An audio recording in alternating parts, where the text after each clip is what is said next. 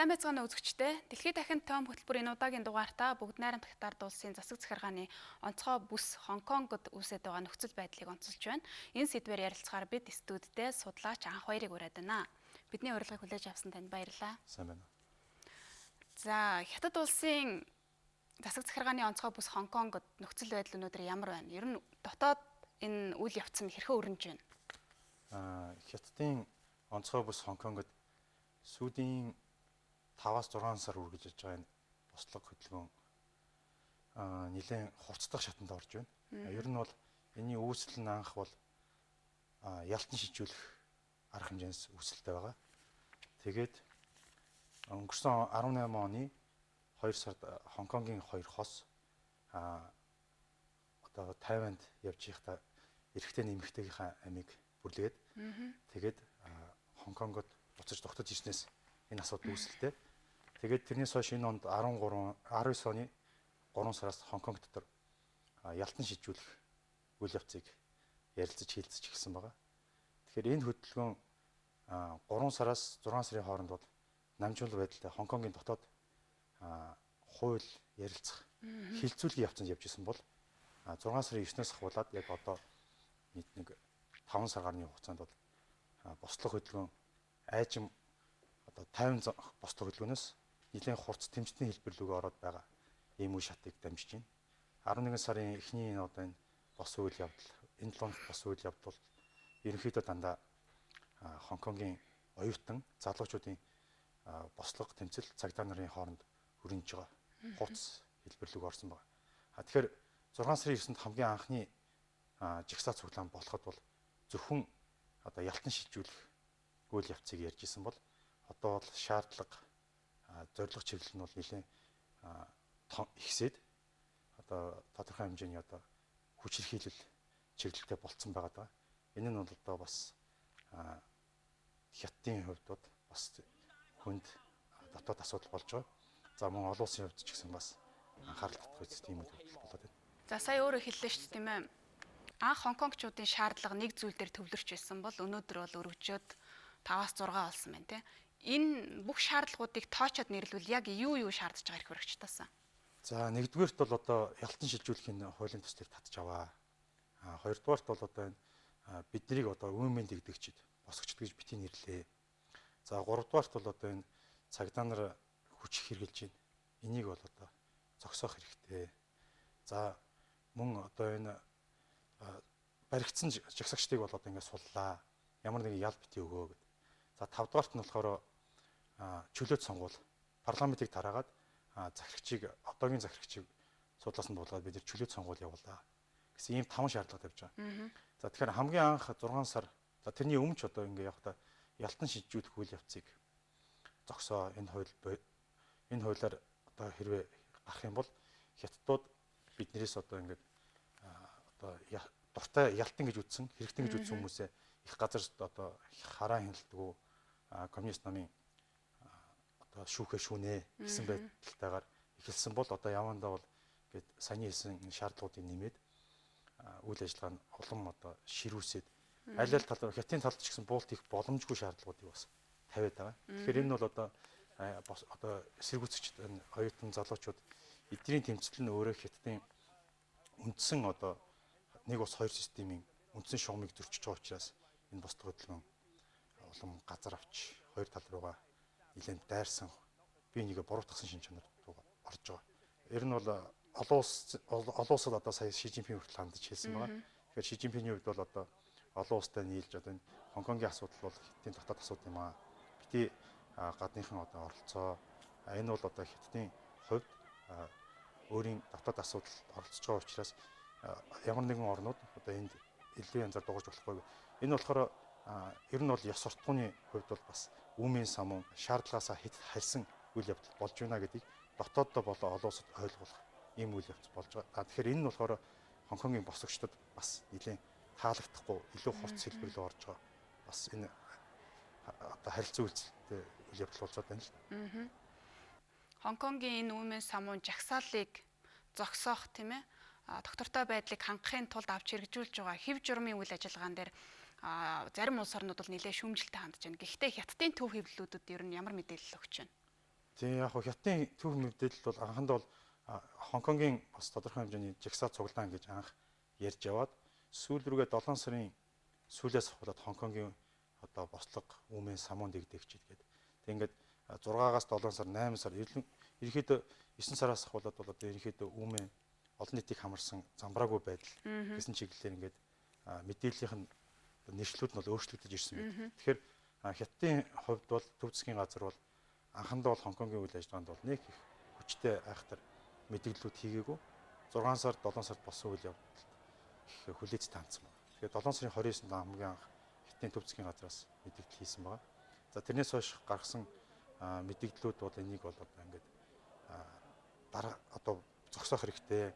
Энэ бол одоо нэг ус хоёр системийн үндсэн цэг шугамаас хит давсан зүйл болж байна гэд ер нь бол эхэндээ бол дотоод руугаа хандсан Хонконг руугаа хандсан байжгаад сүүлдээ 9 сараас одоо үйл ажиллагаа нэлээ олон улсын анхаарлыг татсан хэлбэртэй 8 сарын дундаас талаа олон улсын анхаарлыг татсан хэлбэртэй болонгод олон улсад болон дотооддоо өөрийн гэсэн одоо хэвлэл мэдээллийн хэрэгцээрээ хятадын байр суурийг бол удаадаар мэдгдсэн байна. Энэ ч гэсэн одоо бас ихэнх орнуудын бас дэмжлэгийг хүлээж авч бас ойлгож байна. Жагсаалт цуглаан анх ямар бүтцээр эхэлсэн? Өнөөдөр одоо бүтцийн хувьд өөрчлөгдөж байна уу? Илүү оролцоо нь аль чиглэл рүү илүү давмгаа вэ? За анх бослого хөдөлгөөн эхлэхэд бол Хонконгийн баг ихэнх одоо бизнес оюутнууд, залуучууд, дунд залуу ахмад наснуудыг хамарсан, нийтийг хамарсан зүгээр 50 жагсаал маягаар үргэлжлэн байгаа. Тэгэхээр бид нар ч гэсэн харсан одоо 6 сарын дундуур Хонконгод 2 сая хүний жагсаал болж байгаад түргэний дэрэгт одоо ингээд зам тавьж байгааг нь бас хараад Хонконгийн жагсагчид их соёлтой байна гэсэн байдлаар бас ингээд олон хүнлэг байдал харууллаа гэсэн байдлаар бас нэлээд эерэг нэрхтэй байсан л да.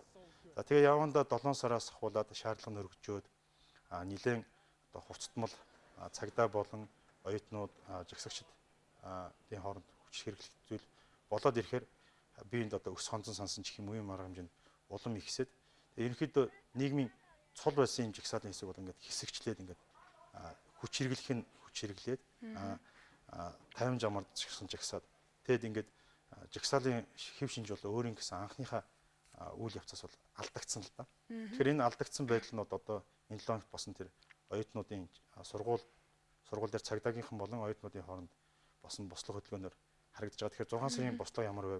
Одоо ямар хөө шинж чаттай байж ин гэдэг нь бол ихэд шууд илт харагдахаар байгаа л да. За сая тэр хэв журмын цагдаа нар их сургуулиудад бас нэвтэрч оюутнуудтай баг зэргийн бас мөргөлдөөн үүсгэлээ тийм ээ. Аюулгүй байдлын орчны хувьд юу нь яаж харагдаж байна? Тийм тэгэхээр энэ 11 сарын 4-нд жагсаал цуглаан болоод харах үеэр нэг хүн одоо өндрөөс унсан байна. Тэр оюутан бол 4 хоногийн дараа нас барсан байна. Тэгэхээр энийг бол оюутнууд одоо дурсаж тэр хүмнийг одоо тодорхой хэмжээгээр бас одоо эргэн санагалзах тийм байдлаар бас жагсаад сүүл рүүгээ оюутнууд энэ бол одоо бухимдал дээд зэгтээ хүрээд одоо энэ цагдаагийн газар хүч хэрэгэлсэн одоо энэ аюулгүй байдал жагсагчдын аюулгүй байдал бол устдаар халлаа гэсэн үднээс юмсан байгаа. Тэгэхээр цагдаа нарын үднээс болох юм бол энэ оюутнуудын хийж байгаа арга хэмжээ бол хэр хэмжээс сэтэрч байна. Тэгээд энэ цагдаа нар руу халдж байгаа энэ одоо зэвсгүүд нь дандаа их сургуулиудын лаборатори их сургуулиудад хийж байна. Мөн оюутнуудын байранд оргинж байна гэсэн үднээс цагдаагийнхан арга хэмжээ авсан байна. Тэгэхээр энэ бол Хонконгийн жагсагчдыг тодорхой хэмжээгээр одоо хэвэн байдалд оруулахад бол зайлшгүй хийх хэрэгтэй арга хэмжээг харагдаж байгаа. Ер нь бол тодорхой хэмжээнд их сургуулиуд нь одоо үйл ажиллагаагаа зогсоогоод амралтаа оюутнуудыгаа амраагаад иймэрхүү байдалтайгаар ер нь бол одоо жагсагчдын хүрээ хэмжээг хумих намжаах чиглэлээр бас тодорхой хэмжээний аль талаас арга хэмжээ авч байна л да. Нөгөө талдаа бас иргэдийнхэн гадны жуулчдын аюулгүй байдлын үүднээс бас арга хэмжээ авч байгаа юм шиг харагдаж байна тийм ээ. За энэ нөхцөл байдалд Хонконгчууд ер нь Хонконгийн эрх баригчид ер нь ямар байр суурь баримталж ирв? Анханасаа өнөөдрийг хүртэл ямар байр суурьтай байна?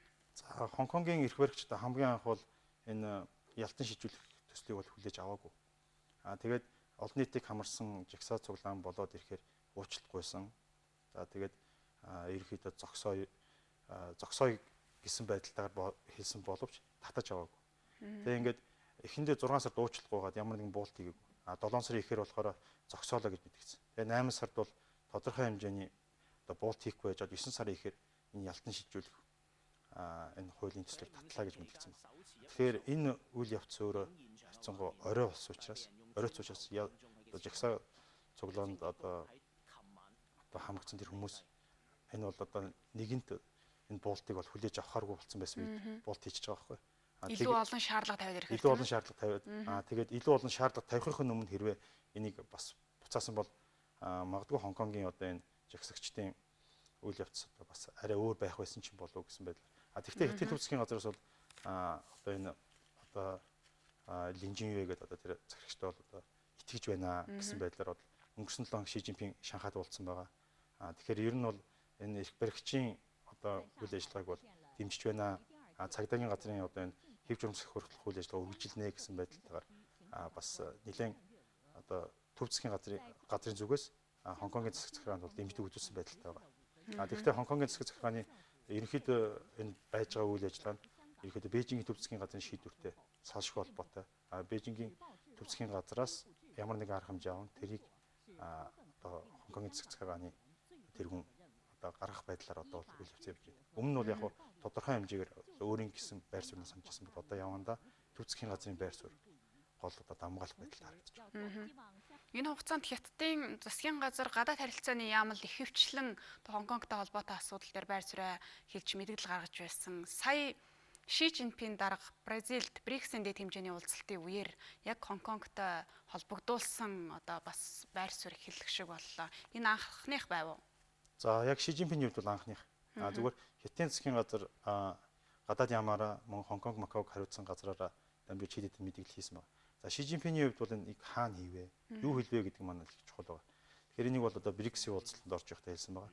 Тэгэхээр БРИКС маань бол одоо бас том улсууд байдаг. Тэгээд олон улсын тавцсан учраас олон улсад хандсан чиглэлтэйгээр энэ мэдээллийг хийсэн болов.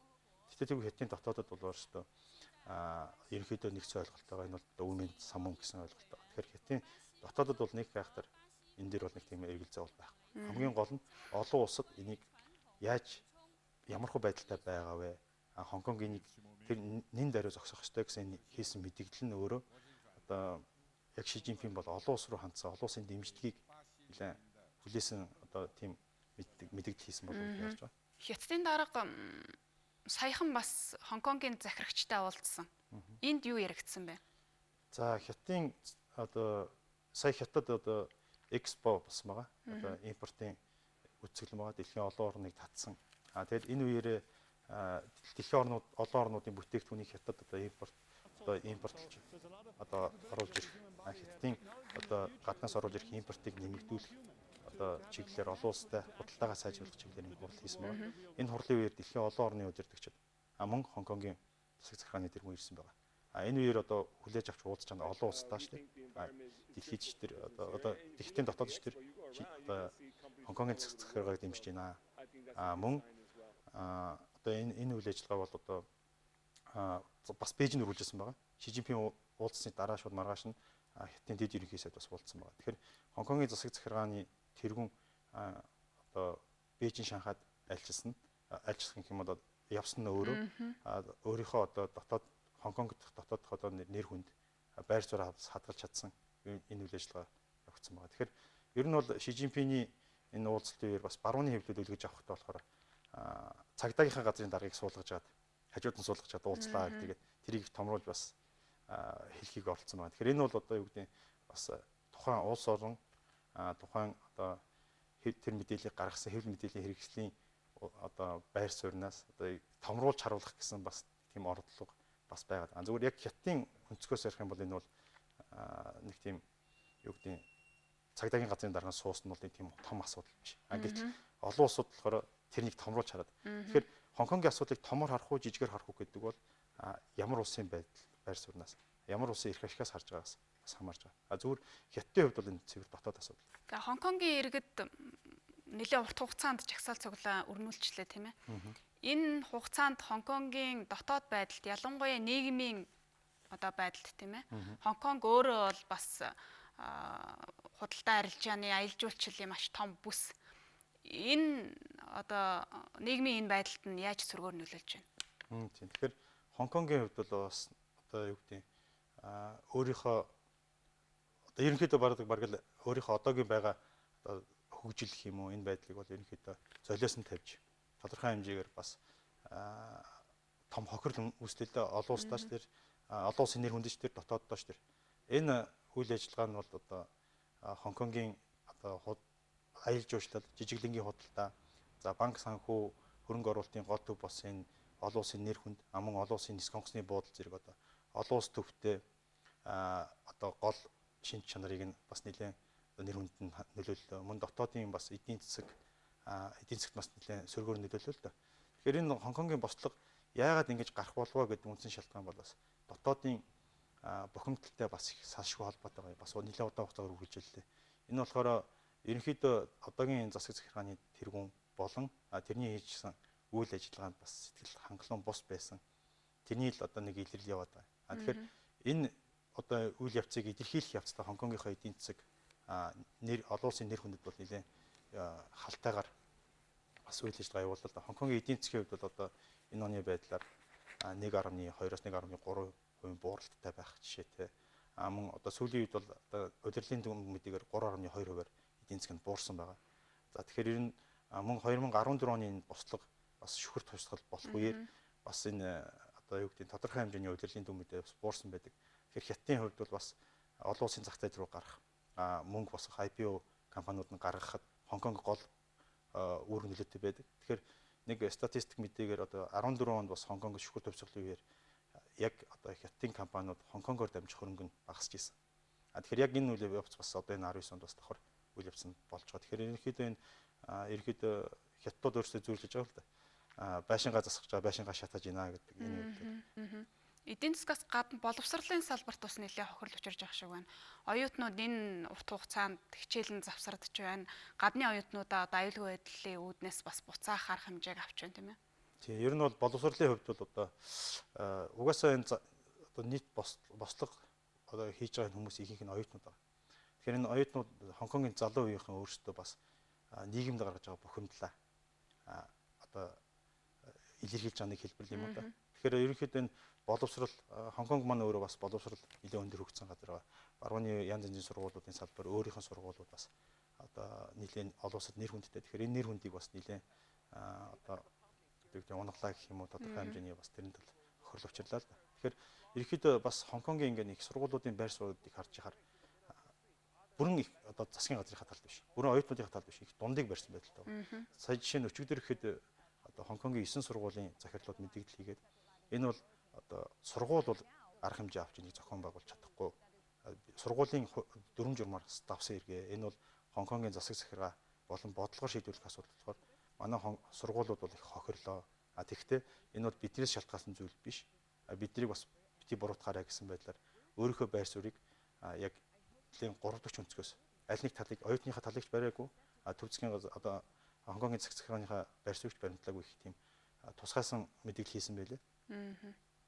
Олон улсын хувьд Хонконгийн нөхцөл байдалд ер нь ямар байр суурьтай байна? Энэ хугацаанд ямар улс орнууд байр сууриа хэлв? Тийм, Хонконгийн үйл явдал бол дотоодын төрний хийсэн бухимдал байгаа. Энэ бухимдал бол одоо дээд зэгтээ хүрсэн энэний нэг илрэл. Тэгэхдээ энэ илрэл бол гадаад хүчин зүйл, гадаад үйл ажиллагааны нөлөөлөлтөд салшгүй холбоотой. Угаасаа Америк хятадын худалдааны дайн, Америк хятадын одоо харилцаа нэлээд тийм одоо таамаглашгүй нөхцөл байдалд байгаа. Энэ олон улсын ерөнхий хүрээнд одоо хүний эрх хэрэгжүүлөө арчтал энийг одоо илүү их тавьсан одоо Хонконгийн босгочдын энэ одоо тэмцэл энэтэй бас салшгүй холбоотой. За мөн дээрэс нь одоо энэ Тайваны сонголт бас салшгүй холбоотой байгаа. Тайвань бол бас Хятадын нэг хэсэг. Тэгэхдээ Тайванд одоо энэ сонгуул дараа жил 2020 оны 1 сард болох энэ сонгуул маань өөрөө бас Хонконгийн бослогод бас нэрмээс өгч байгаа. Энэ Тайваны сонгуулаар дамжсан олон улсууд Тайванаар бас жишг аваад Тайванаар дамжиж Хонконгийн үйл ажиллагаанд бас оролцох үйл явц бас харагдаж байгаа. Тэгэхээр ерөнхийдөө олон улсын хувьд бол 8 сарын 26-нд болсон одоо энэ G7-гийн уулзалтаар бол бас хамтарсан мэдээлэл хийж Их Британд Хятадын одоо засгийн газрын 1982 онд батлагдсан гаргасан одоо энэ тунхаг бол хүчинтэй шүү. Хонконг бол тусдаа бие даасан бит байна гэсэн байдалтайгаар мэдээлэл хийсэн байна. Энийг бол хятадууд бол эсэргүүцэн л дээ. Энэ бол хятадын цэвэр дотоод хэрэгт G7-гийн орнууд хөндлөнгөөс оролцлоо. Ийм байж болохгүй. Тэгэхээр ерөнхийдөө бол Хонконг бол их одоо их сонин статустай тийм би газар байгаа хятадын нэг хэсэг. Тэгвэл мөн олон улстай хөрөнгө худалдаа чиглэлээр хятадыг олон улстай холбосон гол гүүр байдаг. Тэгэхээр энэ гүүрийнхаа онцгой статусыг одоо Хонконг өөр алдчихгүй тул хятад болсон хятад ч гэсэн одоо энэ онцгой статус бас хэрэгтэй. Хятадаар дамжиж хятад Хонконгоор дамжиж гадагшаага гадаадын улс орнууд Хонконгоор дамжиж хятад руу үйл ажиллагаа явуулж байгаа. Энэ маань өөрөө Хонконгийн одоо бие даасан статусыг бас одоо олон улсад өргөж байдаг. Тэгэхээр энэ үйл явцыг одоо хадгалах ёстой маа гэдэг одоо барууны орнууд хүчтэй мэдэгдэж байгаа. Тэгэхээр Америкийн конгрессоос жишээ нь Хонконгийн хүний эрхийн байдал, Хонконгийн одоо үйл явцыг нарийн ажиглаж өөрийн гэсэн өнцгөөс дүгнэлтээ өгж байгаа. Энэ нь бол одоо бас хятадын засгийн газар бас тодорхой хэмжээний шахалт дарамт бас болж байгаа. Тэгэхдээ ер нь бол олон улсын зүгээс бол энэ Хонконгийн бусдыг үйл ажиллагааг харахад бол зөвхөн Хонконгийн үйл ажиллагаанаас өөрийнхөө эрх ашигыг олж аваад тэгээд тэр Хонконгод болж байгаа үйл явц бол тэднэрт бол яг үнэндээ бол тийм хамаатай зүйл биш. Тэгэхээр энэ бол айгүй тийм хятадын хувьд бол хорлонтой зүйл байгаа байхгүй. Яг тэгэхээр Хонконгоор дамжиж өөрсдийнхөө эрх ашигыг гүйцэтгүүлж одоо тодорхой хэмжээгээр одоо хятадтай одоо мөрөд тавих юм. Одоо жишээ нь Трамп жишээ нь хэрвээ худалдааны дайн байгаагүй бол хятад илүү хатуугаар Хонконгод арга хэмжээ авах байсан ч гэх юм уу. Худалдааны дайнтай энэ тентэгтэй олон улсын үйл ажиллагааг одоо Хонконгтой холбосон байдлаар одоо Хонконгийг нэлээд одоо барьцаасан байдалтай хятадтай харьцаж байгаа. Энэ бол хятадын хувьд бол нэлээд бас одоо хорлонтой зүйл юм л да. Тэгэхээр хятад бол энд бол одоо тухай бүртэн мэдээлэл хийж байгаа. Ер нь бол манай Монгол улс ч гэсэн одоо Хонконг бол хятадын сансгүй нэг хэсэг. Иж бүрэн түншийнхаа хувьд бол хятадын бодлогыг бол манай Монгол улс бол бас тууштай дэмжиж байгаа. Энэ нь ч гэсэн одоо дэлхийн олон улсын түгээмэл хандлага тийм байна. Ер нь энэ оюутнууд давмгаалсан энэ хөдөлгөөн, энэ эсэргүүцлийн жагсаал цаашид хэрхэн өрнөх төлөв байна? Бослог хөдөлгөөний үйл явц өөрөө анх бий болсон одоо чиглэлээс хамаагүй хазаачлаа л да. Тэгэхээр энэ хазаасан үйл явцын хамгийн анхны үйл явц болохоор босогчд тодорхой хэмжээгээр нэг нэгцэн ойлголт байсан. Бид нар бол арга барил өөр байж болно. Тэгтээ зорилго нэгтэй. Тийм учраас би нэгэ буруутгахгүй байя гэсэн ийм захирагчдын ерөнхий нэгцэн ойлголт байсан. Тэгээд энэ одоо үндсэн одоо хэрэг зорилгоос хазааснаас болоод одоо тодорхой хэмжээгээр жагсагчид одоо энэ эсэргүүцэж байгаа хүмүүсийн дунд бас хагарал үүсэж байгаа. Энэ хагаралын хэлбэрэнд одоо саяхан Deutsche Welle-ийн сурвалжлагч одоо энэ Хонконгийн нэг босгч эмэгтэйтэй бас ярьсан байна. Ярьцлага авсан байна. Тэгэхээр тэр эмэгтэй бас юу гэж хэлсэн бэ гэхээр одоогийн энэ үйл явцд бол одоо энэ бол үйл ажиллагааг дэмжихгүй байгаа байхгүй. Энэ бол ерөнхийдөө инх таймнаар анх одоо Хонконгийн үйл явцыг процессыг нь одоо илүү одоо Хонконгийн бие даасан байдлыг хадгалах чиглэлтэйгээр үүссэн зүйл маань одоо явандаа ингээд хүчирхийллийн шинжит чанартай боллоо гэдгийг бол тэр одоо чөлөөд одоо тэр тэмцэгч эмэгтэй хэлж байгаа байхгүй. Тэгэхээр энэ бол тодорхой хэмжээгээр одоо яг энэ босгочдын сэтгэл зүй одоо энэ нэг энэ өмнө самбанд эвдэггээд байгаа энэ хүмүүсийн эсвэл сэтгэлийн төв засгийн газарт одоо сэтгэл хангалуун биш байгаа хүмүүсийн ерөнхий чиг хандлага тийм байна. Тэгэхээр цаашдаа энэ бослог хөдөлгөөний үйл явц бол саармагжаад хэсэгчлэгсэн байдалтайгаар арга барил нь инх таймны замаар арга хэрэгжилж байгаа хүмүүс бол харьцангуйгаар гарах нь багасаад магадгүй жоох экстрим